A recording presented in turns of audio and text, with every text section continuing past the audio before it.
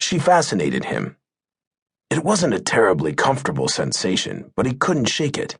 It didn't matter how often he reminded himself she was an ordinary woman, and one with entirely too much baggage to become involved with. He just couldn't stay away. He'd been certain he'd tuned her out when she slammed her door behind her. Even though he'd been delighted with that flare of temper, the way it had flashed in her eyes firmed that lovely soft mouth, he'd wanted to put her out of his mind for a few days. Smarter, safer that way.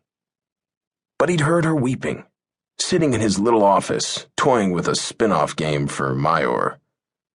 He'd heard those sounds of heartbreak, and despite the block he'd imposed, he'd felt her guilt and grief ripping at his heart.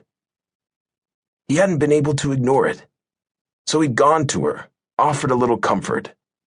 Then she'd infuriated him, absolutely infuriated him by calling herself a coward, by believing it. And what had the coward done, he thought, when a rogue wolf had snarled at her? Offered him a cookie. A cookie, for Finn's sake. She was utterly charming. Then he had entertained and tortured himself by sitting and watching her lazily undress. Sweet God, the woman had a way of sliding out of her clothes that made a man's head spin. Then, in a red robe she hadn't bothered to belt, she'd filled the old-fashioned tub with frothy bubbles that smelled of jasmine. She'd lit candles, such a female thing to do. She ran the water too hot and turned music on seductively low. As she shrugged out of the robe, she daydreamed. He resisted sliding into her mind to see what put that faraway look in her eyes, that faint smile on her lips.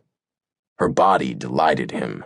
It was so slender, so smooth, with a pearly sheen to the skin and slim, subtle curves, delicate bones, tiny feet, and breasts tipped a fragile blush pink.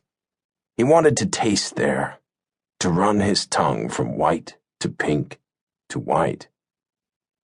When she'd leaned over to turn off the taps, it had taken an enormous act of will to prevent himself from nipping at that firm, naked bottom. It both irritated and charmed him that she seemed to have no vanity, no self-awareness. She piled her hair on top of her head in a gloriously messy mass, and didn't so much as glance at herself in the mirror.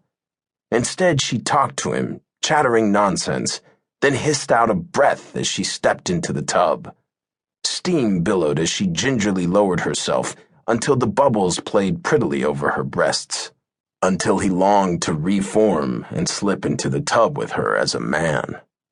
She only laughed when he walked forward to sniff at her, only ran a hand over his head absently while she picked up a book with the other.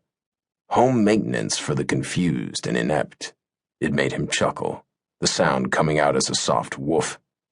She gave his ears a quick scratch, then reached for her wine. "It says here," she began, "that I should always have a few basic tools on hand. I think I saw all of these in the utility room, but I'd better make a list and compare. The next time the power goes out, or I blow a fuse, or is it a breaker? I'm handling it myself. I won't be rescued by anyone, especially Liam Donovan." She gasped, then chuckled when the wolf dipped his tongue into her glass and drank.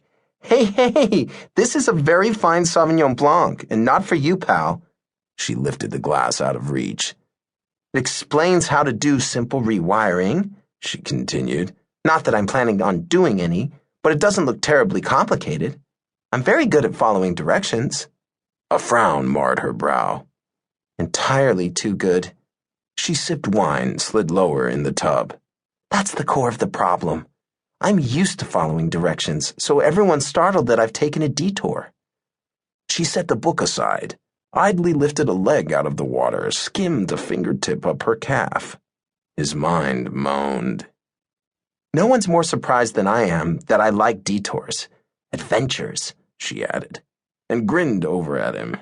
"This is really my first adventure." She eased up again, bubbles clinging to her breasts. She scooped up a handful and idly rubbed them up and down her arm. She only laughed when he ran his tongue slowly from